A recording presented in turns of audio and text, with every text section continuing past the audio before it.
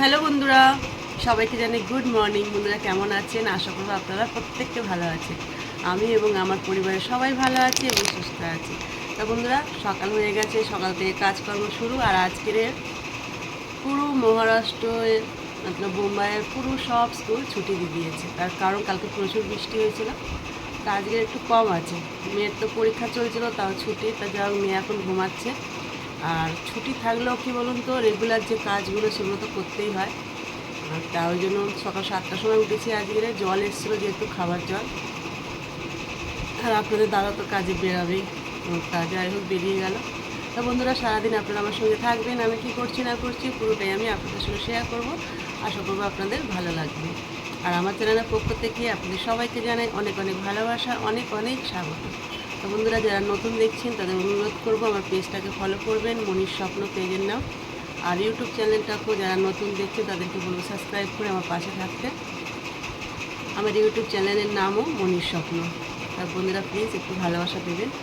আর আপনাদের দাদার জন্য সকাল সকাল আর রাতেই বলেছিল যে আমার জন্য প্রত্যেকদিন এখন থেকে এই যে ছোলা আর বাদাম ভিজিয়ে রাখবে। সকালবেলা উঠে খালি পেটে ওই জলটা খেয়েছে, আর আমার জন্য কয়েকটা রেখেছে। আমি বলেছিলাম আমার জন্য অল্প একটু রাখো, তাই যে ছোলা বাদাম। আর আজকে টিফিনে বানিয়েছি চিড়ের পোলাও বাদাম টাদাম দিয়ে।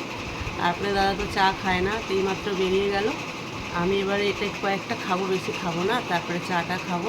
9টা অলরেডি বেজে গেছে। আর যে কাজ করে বৌদি এক্ষুনি হয়তো চলে আসবে, ও যাওয়ার পর তারপর চা বানাবো। ওকে বলি চা খেতেও খায় না। ও পুচকুটা আসবে হয়তো, প্রত্যেকদিনই আসে। আর দেখছি নিউজ, বোম্বে কোথায় কোথায় জল জমে গেছে, প্রচুর হালাত খারাপ আমাদের এখানে। তো যাই হোক বন্ধুরা, সারাদিন আপনার সঙ্গে থাকুন, বাকি কথা পরে অবশ্যই শেয়ার করব। আর রান্নাবান্না আপনাদের দাদা বললো 11টার পরে ফোন করলে তারপর রান্না বসাতে বলেছে। জানি না কী প্ল্যান আছে, তা অবশ্যই আপনাদের সঙ্গে শেয়ার করব। টাটা। তো বন্ধুরা, গিয়েছিলাম একটু বাজার করতে। আর তারপরে এতটাই ভিড় আজকে, যেহেতু শুক্রবার। শুক্রবার মানে আমাদের এখানে মহারাষ্ট্রে সব লোকই চিকেন মটন মাছ সবই খায় আর কি। তো যাই হোক, চিকেন আনতে গিয়েছিলাম, প্রচণ্ড ভিড় হয়ে গেছিলো দোকানে, এবং অনেকটা দেরি হয়ে গেল। এখন বাজে 11টা 20, এসে রান্না বসালাম। আর আজকে হবে আমাদের এই যে বড় হাঁড়িটায় ভাত বসিয়েছি, তার কারণ আজকে হবে আমাদের বিরিয়ানি। নিয়ে যেহেতু ছুটি আছে, আর ওকে জিজ্ঞাসা করলাম কী খাবি, তো বলেছে বিরিয়ানি। ওই জন্য এক কথায় আর কিছু না বলেই বানিয়ে ফেলছি বিরিয়ানি, যেহেতু কেউ খায় না মাছ টাছ। আর এই যে 1 কিলো চিকেন এনেছি, 1 কিলো চাল, আর শসা নিয়ে এলাম, ধনেপাতা নিয়ে এলাম, একটা নারকেল নিয়ে এসেছি। তার কারণ চিংড়ি মাছ আনা আছে ফ্রিজে, কালকে নয়তো রবিবার দিন চিংড়ি মাছের মালাইকারি করব, তার জন্য। আর টমেটো ছিল না, টমেটো নিলাম, ধনেপাতা আর শসা নিলাম, একটু রায়তা বানাবো ওই জন্য। আর এই যে সবে জল এসছে, কিন্তু আজকে জামা কাপড় নেই, একবার কালকেই ধোবো। কেন কি জামা কাপড় শুকনোই হচ্ছে না বৃষ্টির জন্য। এই যে ব্যালকনিতে একদমই কি বলবো, হাওয়া আসছে মাঝে মাঝে, যখন বৃষ্টি হচ্ছে পুরো সব ভিজিয়ে দিচ্ছে আবার। তো যাই হোক বন্ধুরা, রান্নাবান্না করে নিই, পরে আবার আসছি। সারাদিন সঙ্গে থাকবেন আপনারা। তো বন্ধুরা, এই যে রান্নাবান্না কমপ্লিট, খেতে বসেছি। আর এই যে বিরিয়ানি, আর সঙ্গে বানিয়েছি রায়তা, সবাইকে বেড়ে দিয়েছি। সবাই বললো তো আজকে ভাইয়েরও ছুটি ছিল, ওই জন্য আমরা একসঙ্গে আজ খাওয়া দাওয়া করছি। আর রাতের বেলা আবার ভাই অন্য কিছু বানাবে। তা যাই হোক, এই যে 1 কিলো চিকেন, 1 কিলো চালের এতটা বিরিয়ানি হয়েছে। আপনাদের দাদা তো খেতে চায় না, তাই জন্য সাদা ভাত তরকারি করে দিয়েছি আপনাদের দাদার জন্য। তো বন্ধুরা, খাওয়া দাওয়া সব হয়ে গেছে। আর আপনাদের দাদা তো একটুও বিরিয়ানি খায়নি। তা আমি কি করেছিলাম, আগে থেকে একটু ডিমের ঝাল করে দিয়েছিলাম, আর একটু হাত মাখা ডাল করে দিয়েছিলাম। কেন কি উনি না বিরিয়ানি খান না, খেলে ও সহ্য হয় না, একটু প্রবলেম হয়।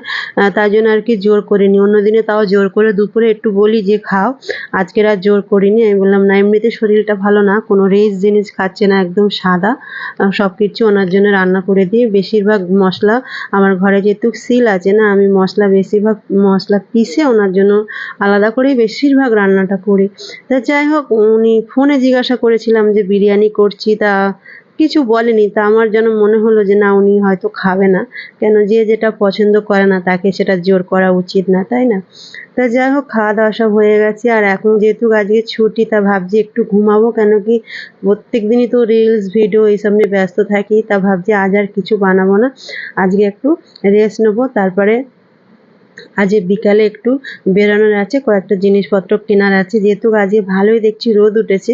কেন কি যাবো যাবো করে যাওয়াই হচ্ছে না, এতটাই বৃষ্টি হচ্ছে। আর বৃষ্টিতে কি বলুন তো, রেনকোট পরে গেলেও পুরো ভিজে একদম ঘরে আসছি, যেহেতু গাড়ি নিয়ে যাই। আর মানে কেউ রেনকোটও মানে না, আর হেঁটে গেলেও একই অবস্থা। যাই হোক, এখানে যখন বৃষ্টি হয় কন্টিনিউ হয়ে যায়, এটাই হলো প্রবলেম। তা বাইরে তো বেরোতেই পারছি না, তার জন্য কয়েকটা বাজারঘাটও নেই, আর কয়েকটা জিনিসপত্রও নেওয়ার আছে। তা যাবো, যদি মেয়ে যায় মেয়েকে নিয়ে যাবো, নাহলে আমি একাই যাবো।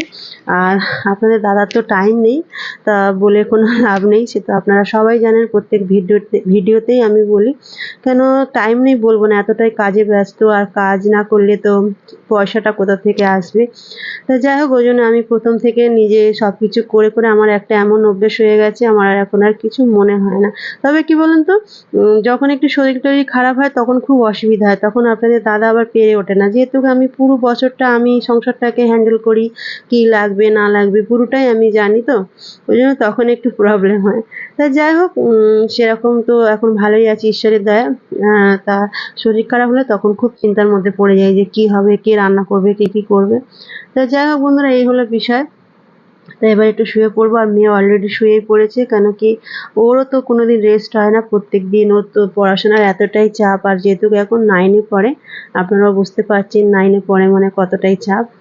তা যাই হোক বন্ধুরা, ভিডিওটা হয়তো অনেকের ভালো লাগবে না, অনেকের হয়তো, যাদের ভালো লাগবে না তারা স্কিপ করে চলে যাবে, না যাদের ভালো লাগবে তারা দেখবেন, তাদের মনে হয় যদি না, তাহলে লাইক কমেন্ট শেয়ার একটু করে দেবেন। কেন কি ভিডিওর জন্য বন্ধুরা অনেক কষ্ট করছি, অনেক কষ্ট করছি, সে যারা এই ভিডিও বা রিলস বানায় না, তারাই একমাত্র আমাদের কষ্টের কথাটা বুঝতে পারবে।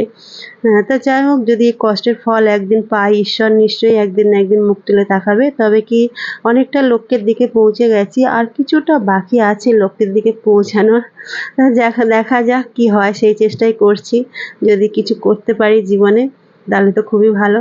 কেন কি এই ভিডিও নিয়ে অনেক কিছু প্রবলেমের মধ্যে মানে আমি এসে গেছি। তা যাই হোক বন্ধুরা, পরে কথা হবে। আর তারপরে এই যে চলে গেছিলাম আমি বাজারে, আর বাজারে গিয়ে দেখছি একটা জায়গায় আমি দাঁড়িয়েছি, গাড়ি নিয়ে গেছিলাম, একটু হালকা হালকা বৃষ্টি হচ্ছিল, দাঁড়িয়েছিলাম। একদম কি সুন্দর সবুজ দেখেন, একদম মানে ঘাস, আর দূরে একটা পাহাড়, বেশ সুন্দর লাগছে। তা যাই হোক বন্ধুরা, মেঘ একদম পরিষ্কার, কোনো বৃষ্টির সম্ভাবনা নেই। তা যাই হোক, ওই জন্য আর কিছু মনে হলো না, বাজার টাজারগুলো করবো, করে তারপর বাড়িতে যাব। আর মেয়ে আসেনি আমার সঙ্গে, মেয়ে ঘরে আছে, ও আর খুব একটা বেরোতে চায় না। তা যাই হোক বন্ধুরা, বাকি কথা ঘরেতে গিয়ে হবে।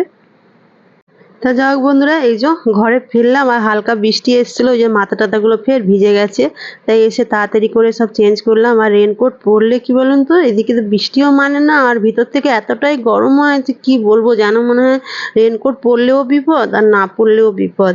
তা যাই হোক, এই যে ঘরে এসে বাজার ঘাটগুলো রাখলাম, আর এখন রাত হয়ে গেছে, আর রান্না বান্নাগুলো তো সবই আছে, আর প্রচণ্ড গরম হচ্ছে, আমার শরীর যেন একটা কেমন হচ্ছে, আলবিন আলবিন। তো যাই হোক, এসে ভাবলাম আগে আপনাদের সঙ্গে কিছু কথা শেয়ার করে নিই, তারপরে বাকি কাজকর্ম করব। আর আপনাদের দাদা এখনো ফেরেনি, এসেছিল, এসে আবার একটা ফোন এসেছিল, আবার বেরিয়ে গেছে, আর মেয়ে বই টই পড়া ওর সব হয়ে গেছে। তো এবার খাওয়া দাওয়া করবো, রাতও হয়ে গেছে।